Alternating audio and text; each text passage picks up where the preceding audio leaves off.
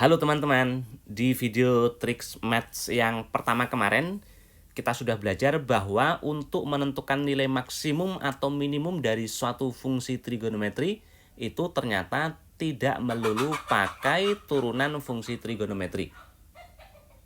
Pakai turunan fungsi trigonometri itu kebanyakan orang sih agak sulit ya teman-teman. Nah ini ternyata bisa kita ubah menjadi fungsi aljabar. Nah kita akan kerjakan pakai fungsi aljabar ya. Dan nanti akan saya tambah dengan alternatif cara mudah lainnya deh. Nah, teman-teman perlu lihat. Jadi kita akan kerjakan pakai dua cara ya. Kemarin nilai maksimum minimum, sekarang adalah rentang nilai. Nah, itu sama aja sih, kurang lebih teman-teman ya caranya ya. Oke, kita kerjakan. Pakai cara pertama terlebih dahulu. Lihat, ini ada yang sama. Nah, kalau gitu sin-nya kita misalkan P. Nah, negatif 4 begini. Dan berhubung ini sin teman-teman, P itu sin ya, dia itu nilainya tidak bisa sembarang nilai. Sin itu tidak pernah nilainya itu lebih dari 1. Oh, sin X kok nilainya 2 itu nggak ada, ya kan?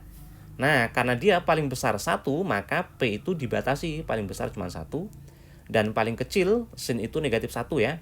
Nah, gini. Jadi P atau sin X-nya itu hanya dari min 1 sampai 1 aja. Selebihnya nggak bisa. Dah, sekarang ini sudah kita ubah ke fungsi aljabar ya. Selanjutnya kita bisa pakai turunan fungsi aljabar. Y aksen. Nah, Y aksen ini jika kita gambarkan pada garis bilangan, nilainya akan 0 kalau P-nya itu 2. Nah, persis di 2, nilai dari Y aksen, ini Y aksen ya, itu adalah 0. Selain di 2, berarti tidak 0, itu bisa positif, bisa negatif. Cara yang paling cepat, kita cukup melihat koefisien dari variabel, dari P. Ternyata ini 2. Itu artinya di kanan pembuat nolnya, kebetulan sama-sama 2 teman-teman ya. Di sebelah kanan ini nilainya positif, menyesuaikan yang sini. Ya. Atau kalau teman-teman ingin lebih yakin, bisa ambil sampel. Kanan 2 itu misalnya 3, masukkan sini. 2 kali 3 itu 6, dikurang 4 itu 2, positif. Nah, seperti itu. Selanjutnya yang sini negatif ya. Dah, dari nilai Y aksen ini kita bisa menggambarkan grafik Y. Bedakan teman-teman ya, ini Y aksen, ini Y. Nah, kita tahu kalau turunannya itu negatif, grafiknya turun. Nah, berarti kurvanya ini turun sampai 2. Setelah 2 ternyata Y aksennya turunannya itu positif. Berarti kurvanya naik. Nah, gini ya. Berarti di sini 2 itu nilai P-nya. Nilai Y-nya kita belum tahu. Oh ya, teman-teman, ini kan dibatasi nilai P-nya itu dari min 1 sampai 1. Padahal ini 2 ya. Berarti 1 tuh di kirinya. Nah, ini 1, min 1 itu sebelah kirinya. Nah, sini. Berarti dibatasi hanya di sini aja, teman-teman. Nah, artinya kurvanya hanya yang ini. Nah, berarti kurvanya cuma yang ini doang ya. Hanya segitu. Ya. Artinya yang sebelah sini tidak diambil, sebelah sini juga tidak diambil. Dan sekarang kelihatan nilai maksimumnya berarti yang di sini dong. Ini nilai maksimumnya. Ini paling tinggi kan? Itu saat P-nya min 1. Nah, gini. Dan nilai minimumnya di sini. Saat P-nya 1 ya. Nah, gini. Nah, sekarang karena titik ini terletak di kurva, teman-teman, 2 titik ini ya. Padahal kurvanya itu ini udah kita ubah ke fungsi aljabar ya. Maka kita masukkan situ. Karena dia terletak. Sekarang kalau P-nya negatif 1, nah ini jadi berapa itu? Negatif 1 kuadrat itu 1. Negatif 4 kan negatif 1, positif 4. 1 tambah 4 berarti 5. Nah, negatif 1 itu pasangannya 5. Yang ini sama, itu nilai P-nya 1, dia terletak di kurva, berarti masukkan ke sini. P-nya ganti 1. 1 kuadrat 1, 4 kali 1 itu 4, 1 dikurang 4 itu negatif 3 ya. Nah, yang ini enggak teman-teman ya, di situ enggak. Nah, berarti misal yang ditanya tuh nilai maksimum, berarti berapa? 5. Nilai itu Y-nya ya, kalau nilai ya. Nilai minimum berarti yang paling rendah negatif 3. Ini yang ditanya rentang nilai. Nah, rentang nilainya atau range ya. Range-nya adalah himpunan Y dengan Y-nya itu berarti dari mana itu? Lihat, yang paling rendah negatif 3, yang paling tinggi 5. Berarti Y-nya itu dari negatif 3 sampai 5. Dengan Y-nya adalah bilangan real, teman-teman. Jawabannya yang B. Cukup mudah ya, teman-teman ya. Alternatif berikutnya ini juga tidak sulit. Cara kedua, kita pakai melengkapkan kuadrat sempurna, kemudian kita pakai sifat-sifat dari pertidaksamaan. Dengan melengkapkan kuadrat sempurna, ini kita ubah dulu ya. Atau kalau enggak tetap seperti itu, Y sama dengan sin kuadrat X negatif 4 sin X.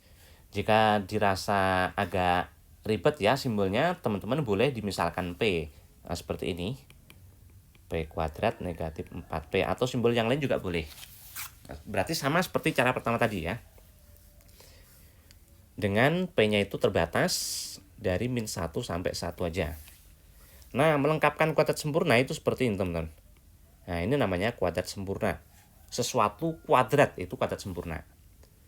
Kemudian lihat, karena ini P, berarti ini pasti P kuadrat.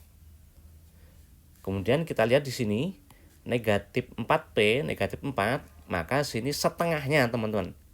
Negatif 4 setengahnya itu negatif 2. Setengahnya ya. Coba kita cek. P kuadrat. Benar ya? Kemudian kan mengkuadratkan itu jangan lupa 2AB atau 2 kali sini ya. Negatif 4P. Iya kan?